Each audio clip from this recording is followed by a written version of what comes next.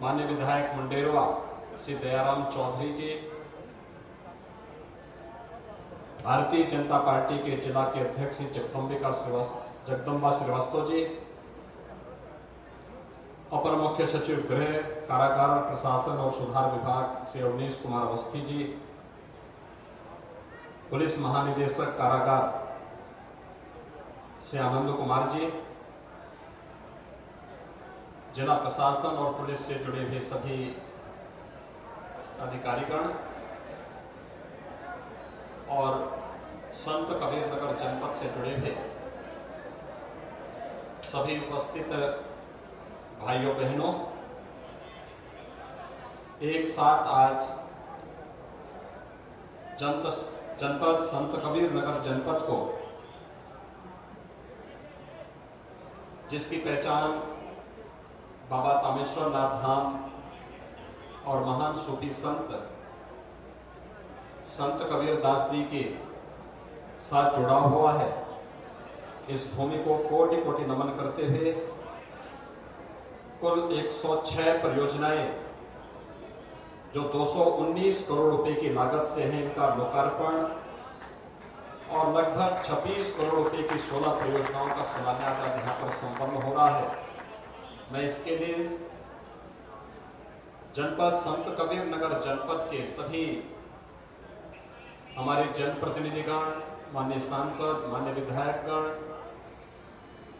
और अन्य सभी जनप्रतिनिधियों को हृदय से बधाई देते हुए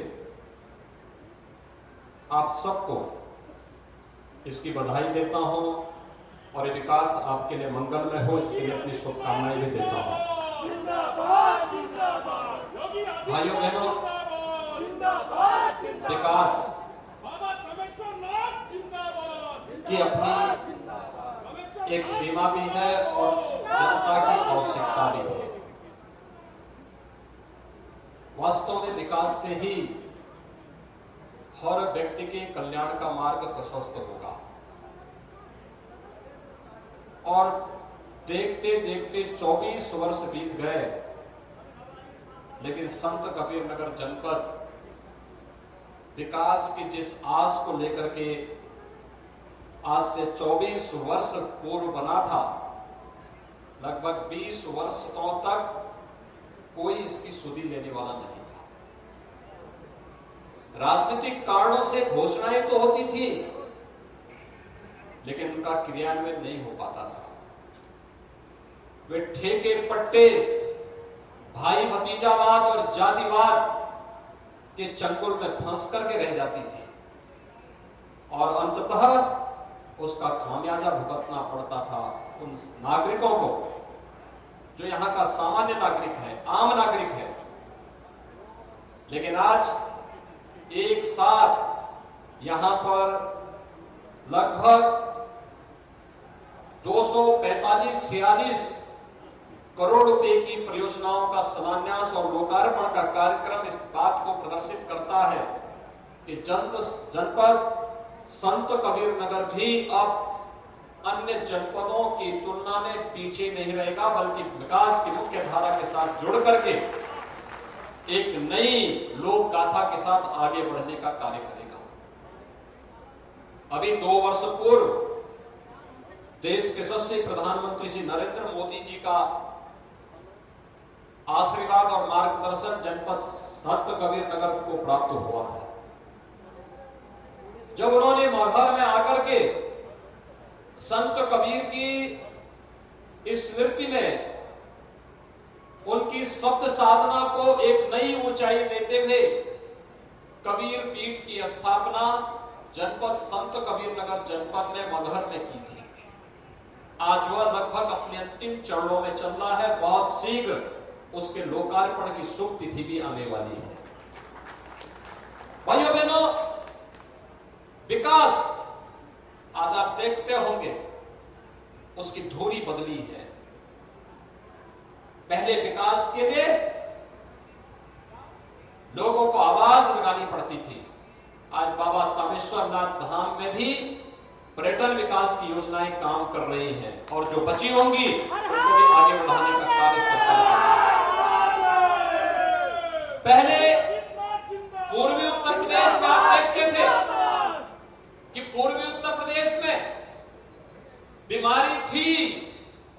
इंसेफ्लाइटिस से मौतें होती थी, मलेरिया से मौतें होती थी, डेंगू से मौतें होती थी,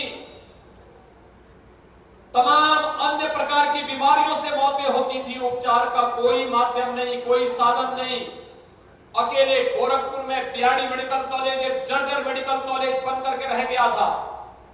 यहां के लोगों के लिए उपचार के लिए लखनऊ, दिल्ली, मुंबई जाने के लिए मजबूर होना पड़ता था। आज आप देख रहे होंगे लगभग हर जिले में एक नया मेडिकल कॉलेज बनाने की स्थिति में सरकार है। गोरखपुर में बीआरडी मेडिकल कॉलेज एक नए रूप में आज जनता की सेवा कर रहा है। गोरखपुर में एम्स भी बनकर के लगभग तैयार है। बहुत शीघ्र प्रधानमंत्री जी के कर कमलों से गोरखपुर एम्स का उद्घाटन का कार्य संपन्न होने जा रहा है। आज देवरिया में मेडिकल कॉलेज, आज कुशीनगर में मेडिकल कॉलेज, सिद्धार्थनगर में मेडिकल कॉलेज, और विगत सत्र में तो हम लोगों ने बस्ती का मेडिकल कॉलेज प्रारंभ भी कर दिया है। एमबीबीएस की प्रवेश भी वहां पर प्रारंभ हो गए हैं। आज गोंडा में मेडिकल कॉलेज बन रहा है, बलरामपुर में मेडिकल कॉलेज बन रहा है, बहराइच का मेडिकल कॉलेज प्रारंभ हो चुका है, अयोध्या में मेडिकल कॉलेज प्रारंभ हो चुका है, सुल्तानपुर में मेडिकल कॉलेज का निर्माण कार्य युद्ध स्तर पर चल रहा है, प्रतापगढ़ में मेडिकल कॉलेज के निर्माण की कार्रवाई अंतिम चरणों में चल रही है। कोई भी ऐसा जनपद नहीं बचेगा। सरकार एक नई नीति लेकर के आ रही है जिसमें प्रदेश के सभी 75 जनपदों में मेडिकल कॉलेज होगा और संत कबीरनगर जनपद में भी एक नया मेडिकल कॉलेज आएगा। पीपीपी मोड पर सरकार एक नए मेडिकल कॉलेज के साथ आज कार्य करते हुए हर व्यक्ति को उत्तम स्वास्थ्य को रखने के लिए बेहतर स्वास्थ्य सुविधा चाहिए, उस प्रकार का इंफ्रास्ट्रक्चर चाहिए। इसके लिए सरकार पूरी मुस्तैदी के साथ, पूरी प्रतिबद्धता के साथ कार्य कर रही है। आपने देखा होगा ये कोरोना महामारी आई है, उत्तर प्रदेश में कोरोना पर प्रभावी नियंत्रण किया गया है। मैं उन सभी स्वास्थ्य कर्मियों का, कोरोना वॉरियर्स का, जनता की सेवा के लिए समर्पित होने वाले जनप्रतिनिधियों का, प्रशासनिक अधिकारियों का, मीडिया के कर्मियों का, उन सबका मैं अभिनंदन करूंगा जिन्होंने इस महामारी के दौरान अनवरत जनता जनार्दन की सेवा की। और मैं अभिनंदन करूंगा जनता जनार्दन का भी जिन्होंने अनुशासन का पालन करते हुए इस महामारी से लड़ते हुए न केवल अपनी सुरक्षा की बल्कि सामुदायिक सुरक्षा के सरकार के संकल्प के साथ जुड़ करके वे निरंतर इस अभियान के साथ जुड़े रहे। एक बड़ी महामारी से बचाया। कल्पना करिए सपा और बसपा या कांग्रेस के समय में ये महामारी आई होती तो क्या होता। जैसे आज केरल के अंदर हो रहा है और जैसे महाराष्ट्र के अंदर हो रहा है, जैसे दिल्ली के अंदर हुआ था, उत्तर प्रदेश के अंदर भी ये स्थिति होती, क्या होता, कितने लोग मरते। जिन लोगों ने अपने परिवार के लोगों को खोया है उनके प्रति हमारी संवेदना है, लेकिन भाइयों बहनों हर पीड़ित परिवार के साथ सरकार खड़ी है। आपने देखा होगा जो बच्चे निराश्रित हुए उन बच्चों के लालन पालन की जिम्मेदारी भी सरकार ने ली है। 4000 रुपए हर महीने उन बच्चों को उपलब्ध सरकार करा रही है। और यही नहीं, जो महिलाएं भी निराश्रित हुई हैं, सरकार ने उनके लिए भी योजना तैयार कर ली है। बहुत शीघ्र उस योजना को हम लागू करने वाले हैं जिससे कोई भी अपने आप को निराश्रित महसूस न कर सके। एक जिम्मेदार सरकार इसी जवाबदेही के साथ कार्य करती है और इसी जवाबदेही को बनाए रखने के लिए आज एक बार फिर से मैं संत कबीरनगर जनपद में आया हूं। भाइयों बहनों, आप सबको इस बात के लिए आश्वस्त करने के लिए एक सुविधा है। यहां पर जिन परियोजनाओं का हमने आज लोकार्पण और शिलान्यास किया है, इसमें बहुत प्रतीक्षित जेल के निर्माण का भी है। यहाँ के कैदी उनको बस्ती जाना पड़ता था, लेकिन उनके लिए यहीं पर सुविधा देंगे, सुधार गृह के रूप में से आगे बढ़ाने का कार्य करेंगे, लोगों को एक बार सुधरने का अवसर भी देंगे। लेकिन जेलें अपराध के गढ़ नहीं बनने चाहिए, यह भी सुनिश्चित करने का कार्य किया गया है। अपराधियों के लिए मौज मस्ती का केंद्र नहीं बनना चाहिए, इस सरकार ने सुनिश्चित किया है और आज जेल जेल के रूप में कार्य कर रही है। यहां की प्रतीक्षित जेल का लोकार्पण के साथ साथ विभिन्न विभागों की परियोजनाओं का, और लोक निर्माण विभाग की सड़कों का है, सेतु निगम के सेतु का है, पर्यटन विभाग की पर्यटन योजनाओं का है, अलग अलग विभागों के पंचायती राज के पंचायत भवनों का है, ग्राम सचिवालय की परिकल्पना को साकार करने का कार्य है, या फिर आम नागरिक के जीवन में व्यापक परिवर्तन करने की सरकार की मंशा के अनुरूप बनाई जाने वाली योजनाओं को आगे बढ़ाने का है। मुझे बताते हुए प्रसन्नता है, इस जनपद की पहचान कभी बखिरा के बर्तनों से भी हुआ करती थी, पिछली सरकारों ने उसे भुला दिया। और भाइयों बहनों, एक बार फिर से बखिरा में इस प्रकार का क्लस्टर विकसित करने की तैयारी हमारी हो रही है, जिससे बखिरा का बर्तन उद्योग एक बार फिर से वैश्विक मंच पर अपनी एक नई पहचान बना सके। ये स्थानीय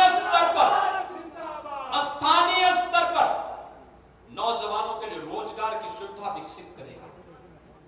यह स्थानीय स्तर पर यहां की माताओं के लिए, बहनों के लिए, बेटियों के लिए रोजगार और स्वरोजगार का एक मंच देगा, एक नया अवसर देगा, उन्हें आगे बढ़ने की प्रेरणा प्राप्त होगी। अभी आप देख रहे होंगे, देखा होगा आपने, विश्वकर्मा श्रम सम्मान के माध्यम से कुछ बेटियों को यहां पर सिलाई मशीन और टूल किट उपलब्ध कराए गए। एक टूल किट का उद्देश्य ही यही था, इसका उद्देश्य ही यही है, इस टूल किट के माध्यम से हम इन बालिकाओं को स्वयं आत्मनिर्भर बनने की ओर अग्रसर कर सके और प्रधानमंत्री मोदी जी के उस सपने को साकार कर सके, जिसमें उन्होंने कहा था वोकल फॉर लोकल। बालिकाएं अगर अपने स्तर पर कार्य करना प्रारंभ कर देंगी, कोई महिला स्वयंसेवी समूह के माध्यम से कार्य कर सकती है, कोई सिलाई कढ़ाई के कार्य के साथ जुड़ सकती है। खल्लाबाद तो कभी करगा और हथकरघा के लिए जाना जाता था, यहां पर हम लोग रेडीमेड गारमेंट का हब क्यों नहीं बना सकते? नई तकनीक के साथ उन्हें जोड़ने का कार्य क्यों नहीं कर सकते? अगर हर घर में सिलाई की मशीन, आधुनिक सिलाई की मशीन आ जाए और आधुनिक सिलाई की मशीन के साथ हम मार्केट को उनको लिंक कर लें, रेडीमेड गारमेंट आपके घर घर में बनता हुआ दिखाई देगा। और एक समय आप बांग्लादेश और वियतनाम को फेल करके खल्लाबाद, गोरखपुर, बस्ती, सिद्धार्थनगर, महाराजगंज आसपास के जनपदों की बहन और बेटियां अपने अपने घरों में रेडीमेड गारमेंट बनाएगी, मार्केट को देगी और मार्केट उसे न केवल यहां के बाजार की आपूर्ति के लिए बल्कि दुनिया के बाजार में पहुंचाने का कार्य भी करेगी। श्रम सस्ता है, यहां पर इसका उपयोग हम आगे बढ़ा करके उन्हें बेहतर तरीके से आगे बढ़ा सकते हैं। जितना जल संसाधन हमारे पास है, दुनिया तरसती है पानी के लिए और यहां पर पर्याप्त जल संसाधन है।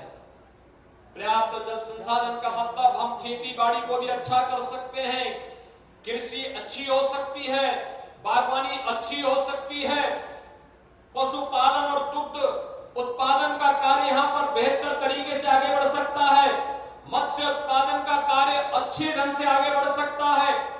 इस दिशा में भी स्वयंसेवी समूह बेहतर प्रदर्शन कर सकती है और राज्य सरकार उन्हें रिवॉल्विंग फंड दे करके आगे बढ़ाने का कार्य करेगी। इस दृष्टि आज मैं आपके बीच में यहां पर उपस्थित हुआ हूं आपसे कहने के लिए, अभी पिछले एक महीने के अंदर काफी बरसात हुई और इस बरसात के कारण पूर्वी उत्तर प्रदेश के लगभग 15-17 जनपदों में भीषण बाढ़ की भी समस्या पैदा हुई थी। मैं वर्चुअली जिला प्रशासन से रिपोर्ट ले रहा था, वीडियो कॉन्फ्रेंसिंग से हम लोग रिपोर्ट ले रहे थे। मैंने पूर्वी उत्तर प्रदेश के ज्यादा प्रभावित जनपदों में दौरा भी किया था। हर बाढ़ पीड़ित के साथ सरकार की संवेदना है, लेकिन भाइयों बहनों, मैं अपने मंच पर जो हमारे जनप्रतिनिधि हैं उन सभी से मैं यही आग्रह करूंगा, हर बाढ़ पीड़ित को शासन की सुविधा का, राहत का राशन किट उन्हें उपलब्ध अवश्य हो जाए, ये सुनिश्चित करने का कार्य कर लें, जिससे कोई भी बाढ़ पीड़ित अपने को उपेक्षित महसूस न करे। हर बाढ़ पीड़ित के लिए सरकार ने 10 किलो चावल, 10 किलो आटा, 10 किलो आलू, लाई, चना, नमक, मिर्च, मसाले, रिफाइंड तेल, गुड़, मोमबत्ती, देशलाई, बरसाती, ये सब की व्यवस्था कर रखी है और हर एक बाढ़ पीड़ित तक इसको पहुंचाने की आवश्यकता है। और साथ साथ बीमारी से बचाव के लिए भी उन्हें जागरूक किए जाने की आवश्यकता है। जहां शुद्ध पेयजल उपलब्ध करवा सकते हैं, शुद्ध पेयजल की आपूर्ति हो, अन्यथा क्लोरीन की टैबलेट घर घर बांटने की व्यवस्था अवश्य हो।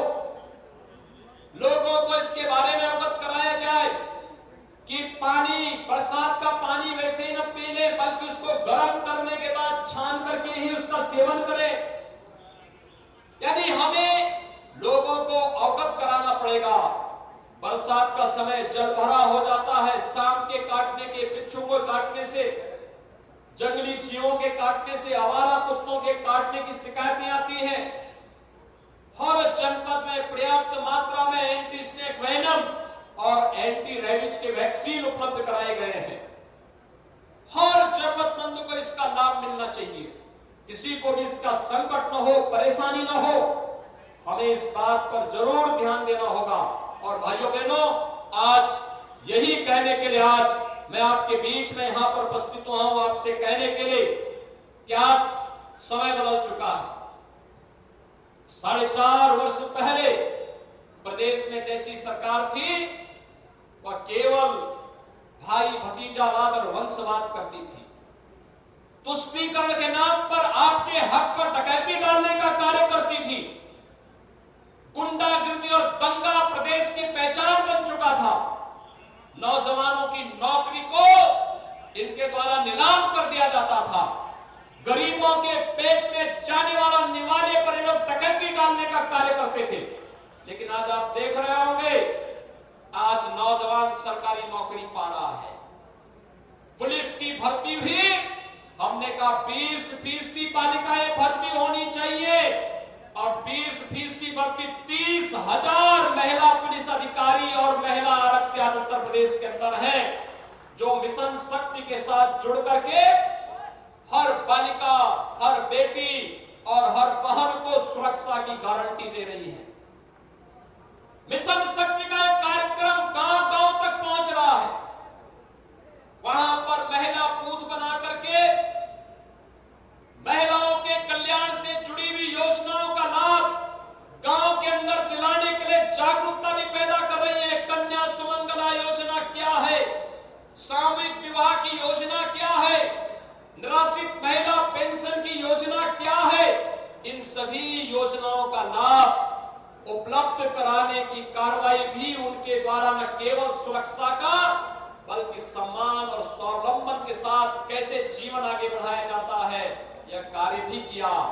लेकिन साथ साथ प्रदेश के नौजवानों को नौकरी उनकी योग्यता और क्षमता के अनुसार 4.5 लाख नौजवानों को प्रदेश के अंदर नौकरी मिली है।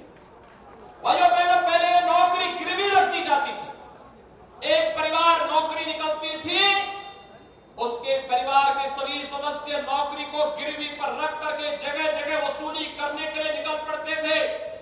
आज कोई नौकरी को नीलाम करने का प्रयास करेगा तो नौकरी तो नहीं नीलाम कर पाएगा, अपने घर को जरूर नीलाम करवा देगा।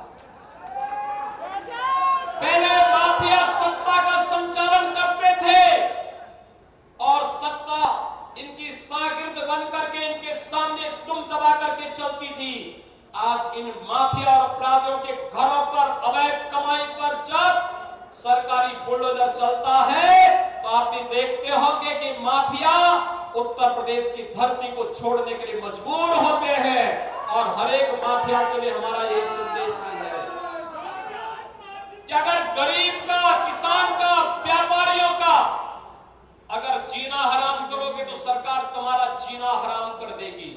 और सरकार पूरी मजबूती के साथ कानून का राज होगा। इस बात को केवल कहेगी नहीं, इसको करके भी दिखाएगी। और सरकार ने ये प्रदेश के अंदर करके दिखाया है। और आज भाइयों बहनों, आप सबसे मैं यही कहने के लिए आया हूं, हमने नौकरी भी दी, अभी हमारी लगभग 90,000 नौकरियां और आ रही है। हर दिन कुछ न कुछ नौकरियों के परिणाम आ रहे हैं, नियुक्ति पत्र दिए जा रहे हैं। इस सिफारिश पे नहीं, योग्यता के आधार पर प्रदेश के नौजवानों को सम्मान देने का सरकार का कार्यक्रम का भिन्न हिस्सा है। और अभी तो कोरोना महामारी समाप्त नहीं हुई, हमें सावधानी रखनी है, हमें हर प्रकार की सावधानी रखनी है। लेकिन भाइयों बहनों, कोरोना महामारी जब तक भी है, सरकार ने तय किया है, हम हर नौजवान को जो प्रतियोगी परीक्षाओं की तैयारी कर रहा है उसको भत्ता देंगे, वाहन भत्ता देंगे। प्रतियोगी परीक्षाओं के लिए जाएगा, उसको आने जाने का किराया की भत्ता सरकार उपलब्ध करवाएगी। वन टाइम भत्ता उसे उपलब्ध करवाने का कार्य सरकार कर रही है। वह प्रतियोगी परीक्षाओं की तैयारी वर्चुअली कर रहा हो या फिर फिजिकली कर रहा हो, उसके लिए टैबलेट की व्यवस्था सरकार कर रही है।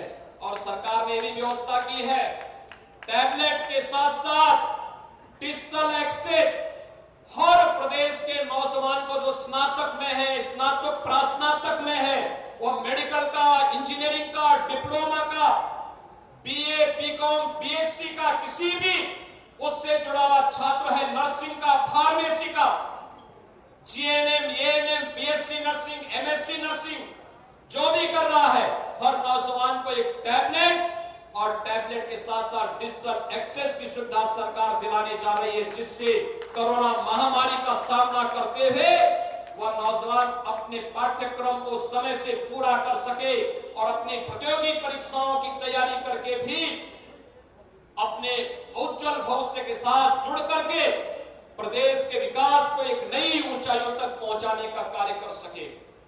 आज के इस अवसर पर प्रदेश के नौजवानों के साथ अब सरकारें खिलवाड़ नहीं कर पाएंगी, वे पेशेवर माफिया खिलवाड़ नहीं कर पाएंगे जो इनकी नौकरी के साथ, इनके भविष्य के साथ खिलवाड़ करते थे।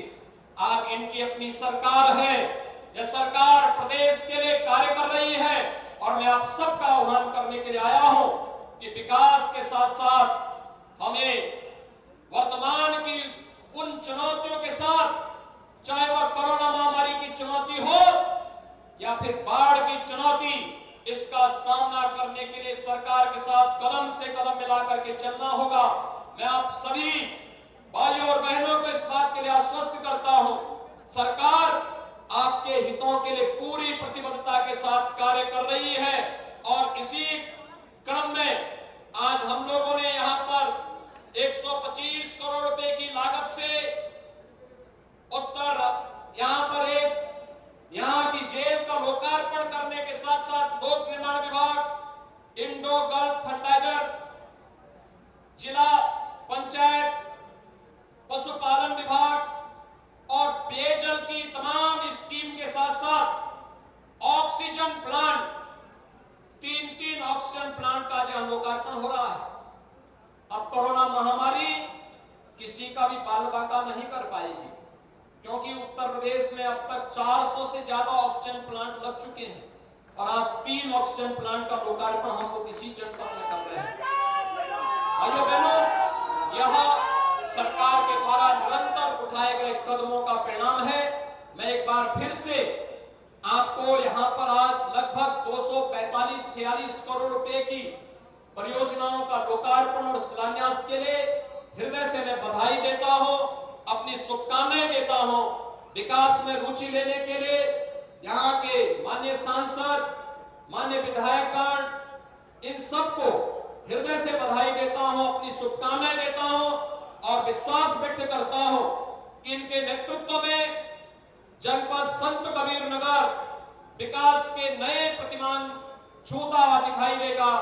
आप सभी लोग मिल करके विकास की इस योजनाओं के साथ, लोक कल्याणकारी योजनाओं के साथ जुड़ करके जनपद संत कबीर नगर जनपद को बाबा कामेश्वरनाथ धाम की कृपा से और महान सूफी संत कबीर दास जी के मार्गदर्शन, उनकी प्रेरणा और उनके आशीर्वाद से इस जनपद को नई ऊंचाइयों तक पहुंचाने का कार्य करेंगे।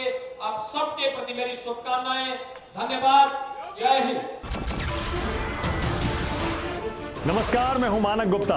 अगर आपको हमारा ये वीडियो पसंद आया हो तो इसे लाइक और शेयर जरूर करें और हां, हमें सब्सक्राइब और फॉलो करना ना भूलें ताकि आप देश और दुनिया की कोई खबर मिस ना करें। तो जुड़े रहिए हमारे साथ और देखते रहिए न्यूज़ 24।